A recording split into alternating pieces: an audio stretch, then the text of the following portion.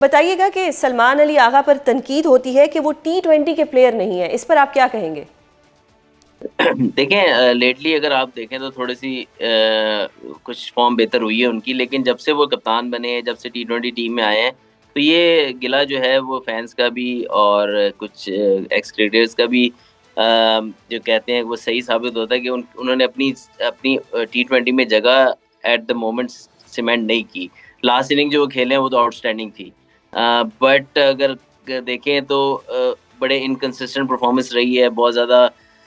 फिर strike rate को लेके भी उनकी काफ़ी बात रही है। तो आई थिंक कि उनको परफ़ॉर्म करना पड़ेगा इस वर्ल्ड कप में। पर्सनली आई फ़ील कि वो शायद अगर बाबर आ गए हैं तो इस टीम में वो काइंड ऑफ अब मिसफिट होते हैं, क्योंकि नंबर 3 पर तो उनकी कोई वैल्यू समझ आती है, लेकिन जैसे-जैसे वो नीचे जाता है उनका नंबर, तो आई होप कि वो मुझे प्रूव रॉन्ग करें। बट रीसेंट पास्ट में जितना हमने देखा है उनको खेलते हुए, वो नंबर 3 पे तो कुछ अच्छा बेहतर परफ़ॉर्म करते नज़र आते हैं, लेकिन उसके नीचे वाले नंबर्स पे उनके लिए ज़रा टफ़ हो जाता है।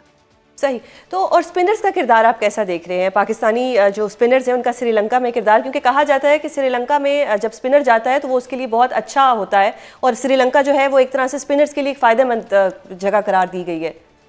देखिए, बिल्कुल श्रीलंका में कंडीशन स्पिनर्स के लिए अच्छी होती हैं। पाकिस्तान के पास ज़बरदस्त स्पिनर्स हैं। अबरार बहुत ज़बरदस्त परफ़ॉर्म कर रहे हैं। फिर उस्मान तारिक बहुत अच्छी तरह उन्होंने डेब्यू भी किया, परफ़ॉर्मेंस दी। नवाज़ आउटस्टैंडिंग जो है वो फ़ॉर्म में है। बैटिंग के साथ बॉलिंग के साथ बैटिंग भी बहुत अच्छी कर रहे हैं।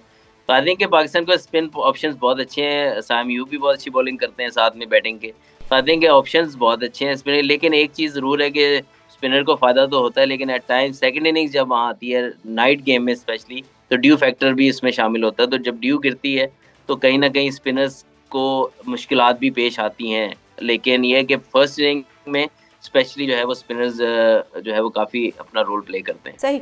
और ये डेथ ओवर्स में पाकिस्तान को बड़ा मसला रहा है, इस पर कैसे काबू पाया जाएगा? अगेन मैं यही बात करूँगा कि डेथ ओवर्स में आपके पास एक बेहतरीन ऑप्शन थी। अम हेलो। जी, जी, जी। जी, जी।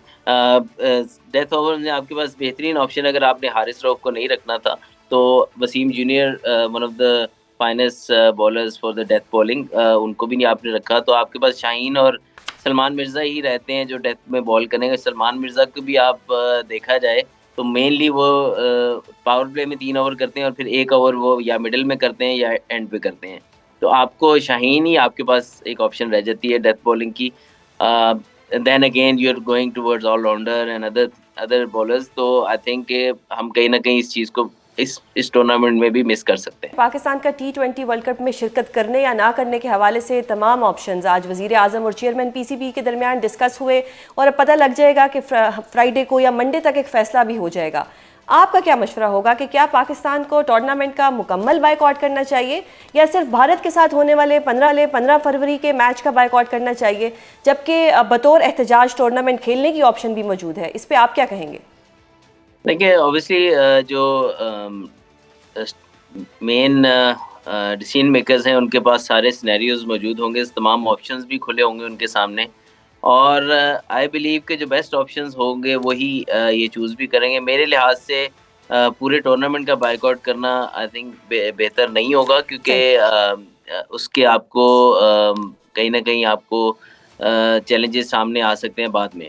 सही। बट आई फील दैट अगर बहुत ज़रूरी है और कंडीशन ऐसी है, तो आप जो आपके पास ऑप्शन मौजूद है मैच एक फॉरफिट करने का या बायकॉट करने का, वो आपके पास मौजूद है। उसके ऊपर आपको ज़्यादा वो भी नहीं होगा बाद में, मतलब आपके ऊपर इतना एक्शन भी नहीं लिया जा सकता। सही।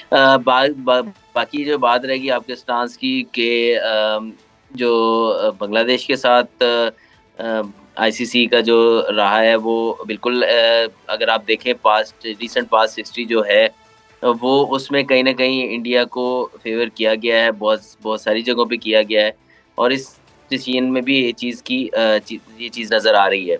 अगर आप पिछला T20 वर्ल्ड कप भी ले लें, तो इंडिया के मैचेस जहाँ हो रहे थे उसका टाइम भी बेस्ट सूटेड दिया गया, जिस तरह उन्होंने कहा उसी तरह ही सेमीफाइनल भी ये कंफर्म था कि इंडिया वहीं खेलेगी। एक वेन्यू उन्होंने सेलेक्ट कर लिया कि इस जगह पे ही होगा, चाहे रिगार्डलेस कि उनकी पोजीशन क्या होती है, अगर वो सेमीफाइनल में क्वालिफाई करते हैं। फिर चैंपियंस ट्रॉफी होती है, वो एक ही ग्राउंड पे अपने सारे मैचेस ले लेते हैं। तो सही। आई थिंक बहुत सारी ऐसी और भी चीज़ें हैं जिसको वर्ल्ड क्रिकेट के जो स्टेक होल्डर्स हैं उनको देखना पड़ेगा कि क्या आईसीसी एक बोर्ड को इतनी फेवर करता रहेगा और खुलेआम करता रहेगा। तो आपने कहीं न कहीं तो फुल स्टॉप लगाना है। और जब से अच्छा, आप देखें कि ये चीज़ होती चली जा रही है और तमाम क्रिकेट बोर्ड इस पे ऊपर खामोश रहेंगे, तो कभी ना कभी तो किसी को आवाज़ उठानी है। तो आई थिंक ये पाकिस्तान क्रिकेट बोर्ड को अच्छा। ज़रूर आवाज़ उठानी चाहिए और साथ और भी बोर्ड्स को जी, जी। इनके साथ जुड़ना चाहिए। अज़हर साहब, एक चीज़ बताएं कि पाकिस्तान के अलावा कोई और क्यों नहीं आवाज़ उठा रहा? ठीक है, पाकिस्तान ने एक अच्छा काम किया, एक यूनिटी दिखाई है, लेकिन किसी और को भी तो आगे आने चाहिए था। आई थिंक कि आना पड़ेगा कभी ना कभी तो। अभी शायद लोगों को ये फ़ील नहीं हो रहा, बट ऑस्ट्रेलियन क्रिकेट बोर्ड को, इंग्लैंड क्रिकेट बोर्ड को ये चीज़ और जो भी बड़े क्रिकेट बोर्ड हैं स्पेशली, वो ऐसे डोमिनेट नहीं हो सकते एक इंडिया के इन्फ्लुएंस के ऊपर। आई थिंक कि उनको ये चीज़ समझनी समझनी चाहिए कि अगर तो इंडिया की क्रिकेट ही इतनी इम्पोर्टेंट है सिर्फ, तो वो खुद ही खेल लिया करें फिर। ट्रू। बाकी टीमों को खेलने की कोई ज़रूरत नहीं है। हुँ। अगर उन्हीं के ही फ़ेवर में सारे डिसीजन होने, उन्हीं की तरीके से आईसीसी क्रिकेट को चलाएगा, तो आई थिंक कि ये इनको अभी नहीं बोलेंगे तो कभी तो बोलना पड़ेगा। सही। तो before it's too late, I think कि ये जो सब क्रिकेट बोर्ड्स हैं इनको इकट्ठे होना चाहिए और एक आईसीसी को एक इंडिपेंडेंट इदारा, उनके डिसीजंस में इंडिपेंडेंट इदारा नज़र आना चाहिए। ऐसा नहीं होना चाहिए कि एक एक क्रिकेट बोर्ड से वो इन्फ्लुएंस हो रहे हैं। और ये मैं नहीं कह रहा, दुनिया के टॉप कमेंटेटर्स इस चीज़ की तरफ इशारा कर चुके हैं। सही। तो बतौर क्रिकेटर आप क्या समझते हैं कि इस वक्त जो सूरत हाल है, एक गैर यकीनी सूरत हाल है, इसका टीम की तैयारियों पर क्या असर पड़ेगा?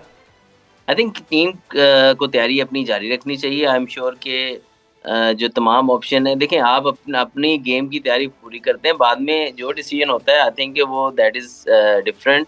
बट आई फील के प्लेयर्स को अपनी तैयारी भरपूर रखनी चाहिए। और सीरीज़ आ रही है अगेंस्ट ऑस्ट्रेलिया, तो वो तो होनी होनी है ना, तो उसको तो आप उसकी तैयारी तो करेंगे, तो वो ऑटोमेटिकली आपके वर्ल्ड कप की भी। सही। तो टीम सिलेक्शन पर आप सेटिस्फाइड हैं कि जो टीम सेलेक्ट हुई है ये बिल्कुल बैलेंस टाइप पे है और ये अच्छी टीम है?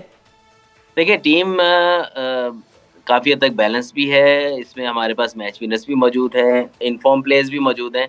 बट कहीं न कहीं आई फ़ील कि यार हम थोड़ा-सा जैसे जैसे हारिस रऊफ़ टीम के अंदर नहीं है। येस, उनके कुछ ऐसे ओवर्स ज़रूर हैं जिसमें हम कह सकते हैं कि यार बड़े क्रंच सिचुएशन में आके वो डिलीवर नहीं कर पाए, लेकिन अगर आप रिसेंट पास्ट में देखें तो वो आपके मोस्ट सक्सेसफुल बॉलर रहे हैं टी20 क्रिकेट में। सही। तो अभी भी बिग बैश बहुत ज़बरदस्त खेले, तो आई थिंक कि उनकी कमी कहीं न कहीं आपको नज़र आ सकती है। फिर उनकी रिप्लेसमेंट शायद मोहम्मद वसीम जूनियर जो हैं, वो शायद कहा ये जा रहा है शायद इंजर्ड हैं। सही। बट अगर वो लेकिन इंजर्ड नहीं है तो सर, अगर रिप्लेसमेंट। जी, जी। जी, जी। इत्तलात ये आ रही हैं कि जो कोच साहब हैं, जो नाइक हसन साहब हैं, उनको वो पसंद नहीं है, तो इसलिए वो नहीं है। देखें, अगर तो हारिस रऊफ़ की रिप्लेसमेंट बनती थी, क्योंकि आपको मिडल ओवर्स में एक पेस बॉलर की ज़रूरत पड़ती है। आपके पास नए बॉल के बॉलर्स मिर्ज़ा जो हैं हमारे लेफ्ट आर्म पेसर, और साथ में शाहीन अफरीदी, ये आपके 2 नए बॉल के फास्ट बॉलर्स हैं।